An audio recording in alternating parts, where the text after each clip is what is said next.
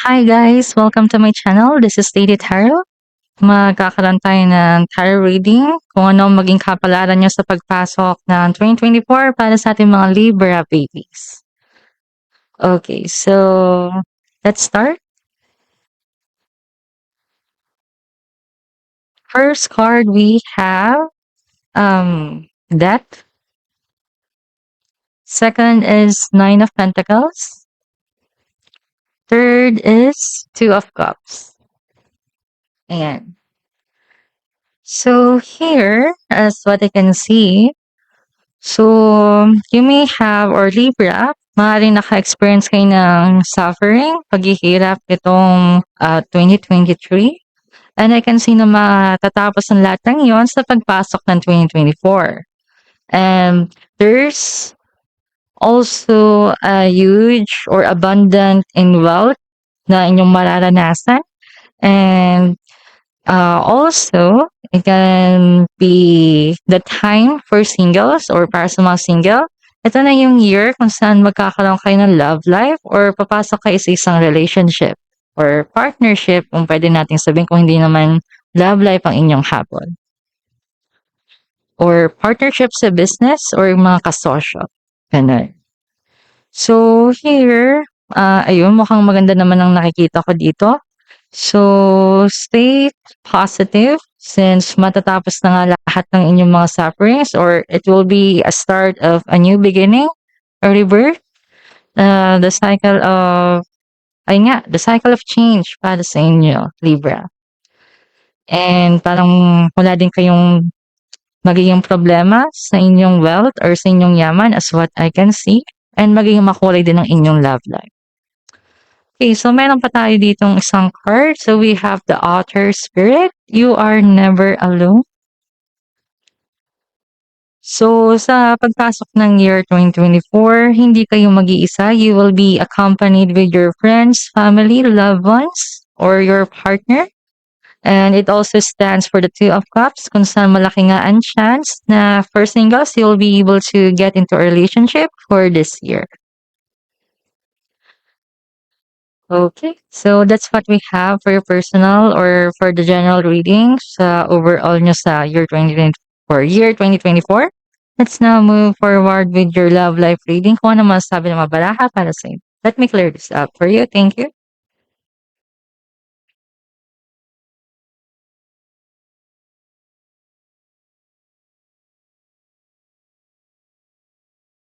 Okay, so starting, we have the Knight of Pentacles, the Moon, and the Sun. Okay. So guys, masasabi natin sa inyong love life this 2024, masasabi natin medyo mabagal ang takbo.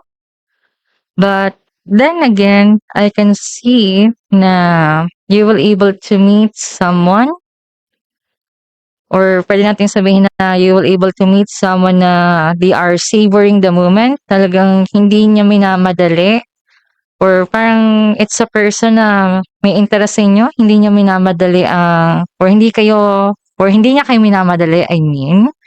And it can also signifies na parang siya ang sun sa inyong moon or siya ang moon sa inyong sun. So, pwede natin masabi na siya ang yin sa inyong yang, siya din ang yang sa inyong yin. So, it just balance out. Sabihin natin siya ang inyong counterpart na tao. Yeah. So we also have release. So you have the ability to give over unwanted energies to the loving forces of the universe.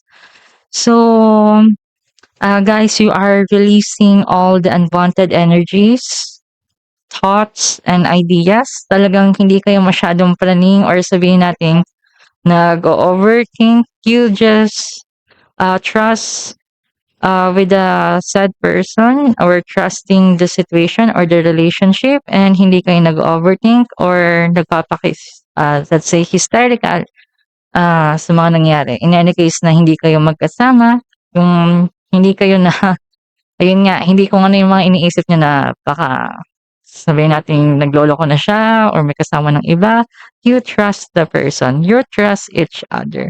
So you are releasing all of those negative energies and negative thoughts para mas lalo pa kayong maging loving sa isa't isa. Okay. So that's what we have for your love life reading. Let me clear this up and let's move forward for your quick month by month tarot prediction. Kung ano masasabi ng mga baraha para sa inyo, Libra.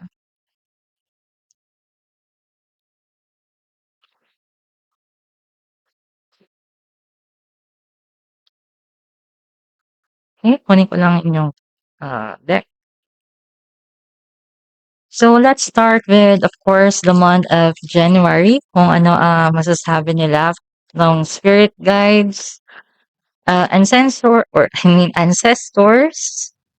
mga gabay, sigad, or gabay or sigad, kung sino man ang inyong pinaniniwalaan. And we have the first card of King of Pentacles and the Hermit.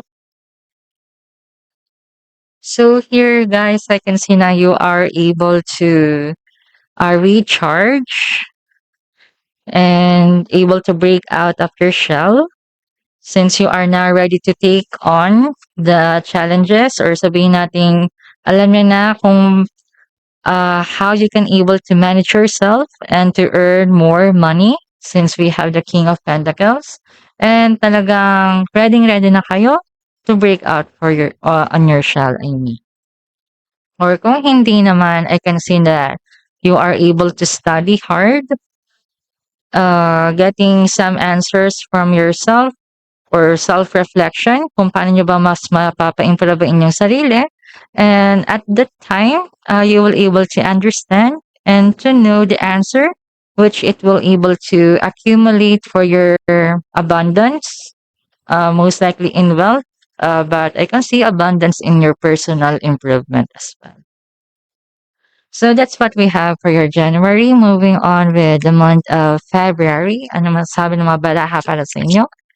Okay, we have the Ace of Pentacles and the King of, or I mean, the Knight of Cups. So, na, after nyo nga malaman kung ano ang improvement sa inyong, or kung ano pa yung kailangan yung improve sa sarili nyo, that's the time that you will able to start working towards on your goals. So, masasabi natin most likely about sa pera on how to earn a living or how to earn a profit, capital. And you will be much more, or you will able to know how to love yourself more as what I can see. That's what I can see here. Sorry. Okay, pwede natin ito makita in a different perspective. So, this might be the month which you will able to meet someone who is offering their love for you and they are able to start working or nakikita kanila as a goal para makuha or parang nakikita kanila as a goal or as let's say hindi naman as a reward but as something very important for them kaya gustong-gusto kanila i-pursue. So this will be for singles. This might be one of the months which you can able to be in a relationship and magkakaroon ng kulay yung love life. Yeah. So that's what we have for February.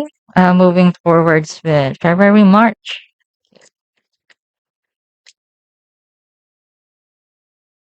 So March, we have the Strand card and let's see. Okay, Knight of Swords. So here, so far napapansin ko ang dami yung mga energy of Knight and King. So talagang alam nyo on how to act or how to able to manage yourself, Libra. So this month of March, you have the strength, the motivation, the determination para i-push forward or mag-step up yung mga things na gusto nyong gawin or yung mga goals. Let's say yung mga New Year's resolution nyo. Talagang pinagpupursigihan nyo ng makuha yon this year. And I can see na you are straightforward and on the road or on the track para makamit yung mga yun. Okay, so that's what we have for your March. Moving on with the month of April.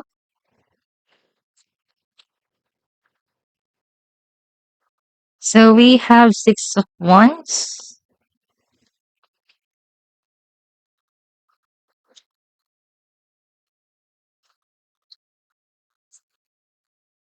and Nine of Wands. Okay, laptop niya. So here, guys, wait, March.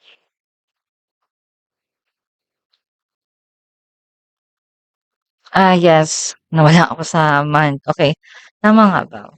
One, two, three, March. Okay, kung hindi ako nagkakamali, we are on the month of March. Kung hindi, let's just or kung nagdoble ang March, let's just say it for additional confirmation. Sorry guys, nawala ako sa wisyo. Okay, any case, March. So, this might be a month which you will able to encounter some kind of challenges, obstacles, kung saan talagang masusubok kayo. And parang in midway, medyo napapaisip kayo kung need pa bang ipagpatuloy ito or need na bang sumuko since talagang burn out na kayo sa process or sa mga nangyari. But rest assured guys, I can see na that you will able to end up victorious since we have the Six of Wands here. So ituloy nyo lang ang inyong paglalaban or yung pinaglalaban or just stay determined since we have the strength card nga earlier. You have the strength to push through and you will able to achieve what you want in the end since we have the victory card here, the Six of Wands. So that's what we have for your March or in any case additional confirmation for March. Sorry, nawala ako sa month. Let's move on with April. Okay, April.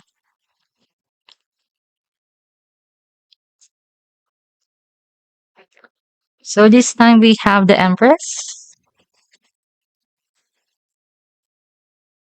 and Two of Cups. Okay.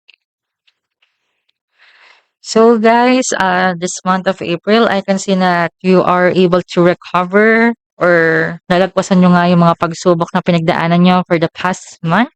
And you are able to gain abundance, peace of mind, and able to have a glow up on yourself. And on top of that, due to the said glow up or sabihin nga natin na since masabi natin you are a strong person now or a much more stronger person now, there will be a lot of or ayun nga, magkakaroon ng overflowing happiness since you are so contented for what you have. So you are or having moments or bonding with your family, friends, loved ones, or even partner. Since we have the Ten of Cups here, that celebrates your winnings or that celebrates for your happiness. So that's what we have for your April. Masabi natin isa to sa mga maswerte niyong buwan, Libra. You can take note of it. April, let's move on with me.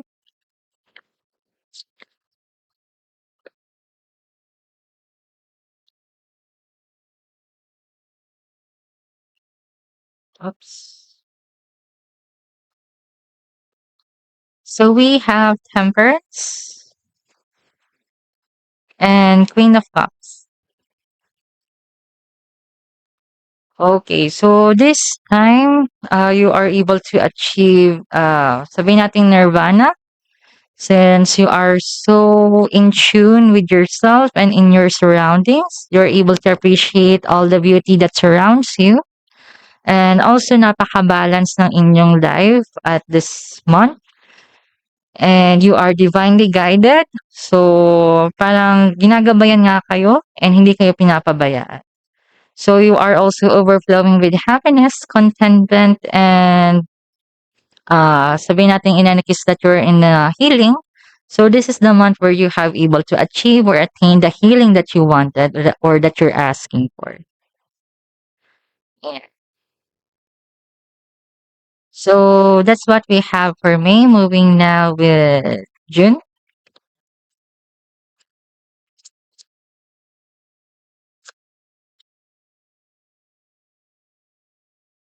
So, we have Page of Cups and Four of Cups.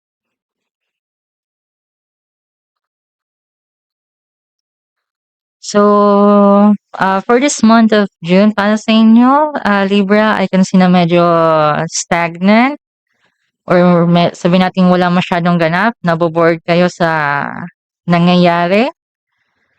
But then again, I can see na patuloy pa rin kayong appreciative and thankful sa mga blessings na natatanggap nyo. And you are still able to feel love and provide love from others. So that's what we have for your June. Next up with the month of July.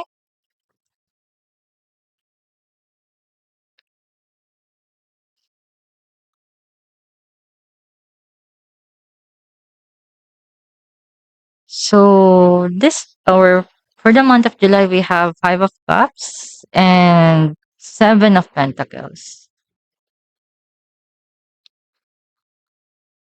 So for this or for the month of July medyo or we masasabi nating parang naiinip kayo sa mga nangyayari or parang wala nga masyadong ganap or you are waiting for some answers na hindi nyo pa nakukuha or yung matagal nyo nang inaantay. Pwede din natin masabi na uh, in any case na kayo yung nagpo-pursue in a relationship or sa love life, pino-pursue nyo si crush, you are still waiting for their answers and apparently medyo parang napapaisip ka na kung need pa bang ipagpatuloy yon or need pa bang maghintay kasi medyo naiinip ka na or you are leaning towards on the negative side of the situation. So, ayan. Tiwala lang guys since we have or that you have gone through a lot of challenges or obstacles na kung saan parang tinatest ang patience nyo. And I can see na this also one of those na mag-e-end up kayo victoriously. So, tiwala lang. So, that's what we have for your July. Moving on with August.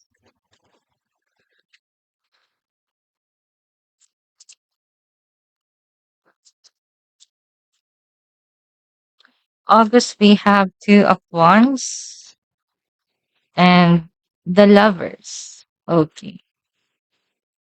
So, nakikita ko nagbunga na ang inyong pag-aantay or yung inyong mga pinaghirapan, Libra. So, in any case na it's for love life or a relationship ang inyong habol, I can see na you will able to get the answers that you are waiting for. And you are able to plan or plan ideas and being passionate and creative for what you or moving forward, ganun na kayo. So you are planning ideas, being creative, what to do with your partner since it's a new chapter, a new beginning for you. So kung hindi naman love life, pwede natin itong makita as you are planning several ideas na kung saan yung nagpapa-excite sa inyo. Let's say going out for an adventure or going for places or things na hindi nyo pa natatry previously. So, pwede natin masabing isa to sa mga magagandang buwan para sa inyo, Libra, ang August. Since para sa mga single, it will be a time for you to be in a relationship. or something like that. So, moving forward with September.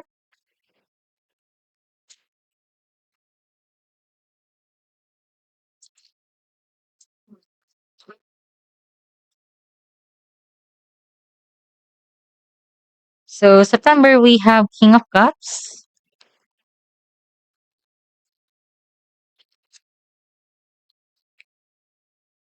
and Ace of Cups. Okay.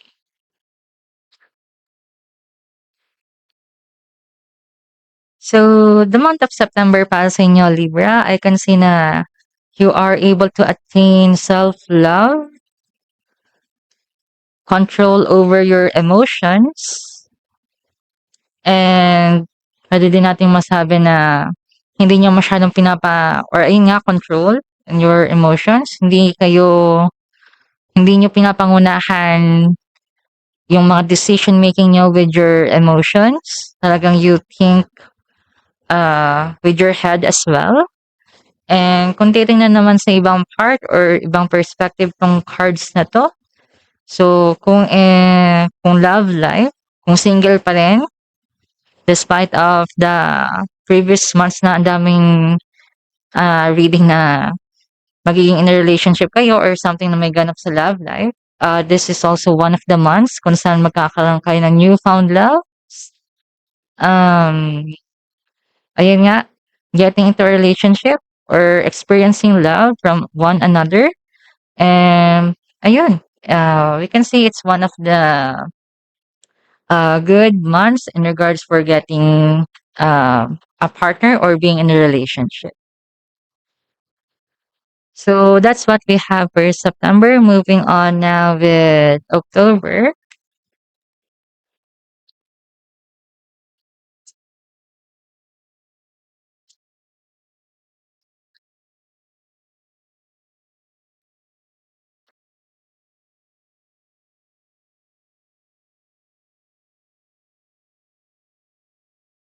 So October we have Five of Pentacles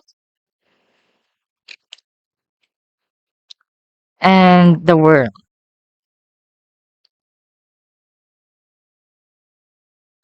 Okay, so for the month of October, Libra, I can see na medyo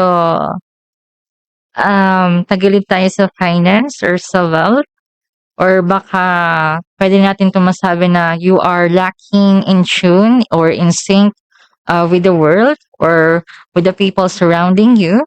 So, need natin maging appreciative and thankful sa lahat ng mga blessings and sa mga taong nandyan para sa atin. Or, we can also see it in another way na despite of lacking finance or wealth, rest assured, ginagabayan pa rin kayo and the world will be able to provide you things that you are lacking for. So, kung naglalak kayo sa pera, rest assured, darating or babalik din yan sa'yo, yung mga nawala mong pera, or in any case na you have been feeling down, lonely, or depressed, the world or ang mga gabay ay gagawa ng paraan para maibsan ang inyong nararamdamang mga kalungkutan. Ayan. So, October, moving on now with November.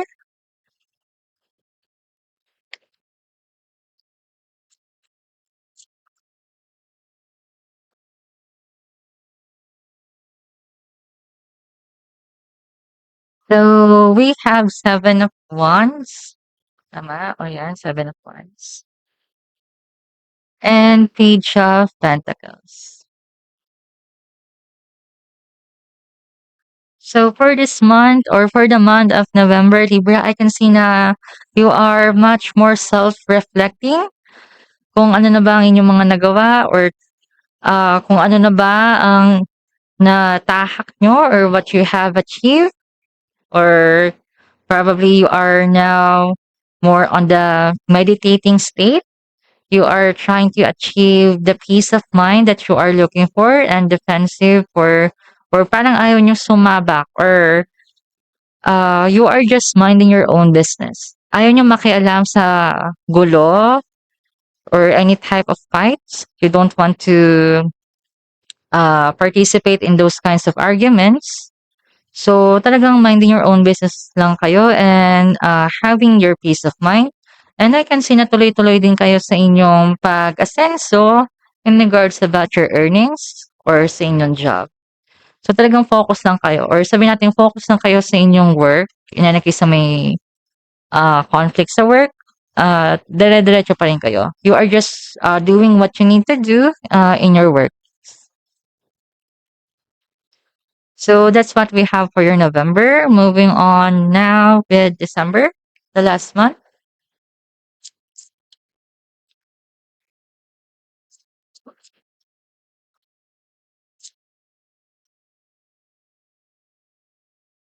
We have Three of Pentacles and Queen of Swords. So Libra, for the month of December, I can see now you have gained a lot of learnings, lessons from your past experiences, and you are using those to be able to be much more a better person or sabihin natin mas ikaaangat nyo. And I can see that you are so loved by your workmates or your colleagues since you're able to participate or show enthusiasm, leadership on how to finish group projects, work. Talagang napaka-generous and matulungin kayo sa inyong mga friends or coworkers and sa family. So, ayan. As what we can say, napakaganda ng overall reading nyo, Libra, for the year 2024. And it's a general reading. It's up to you how you will able to resonate or kung ano yung gusto nyong i-resonate. And if you like or kung nagustuhan niyo yung reading, please like and share the video. Please also subscribe to my channel for more upcoming videos to come. Goodbye.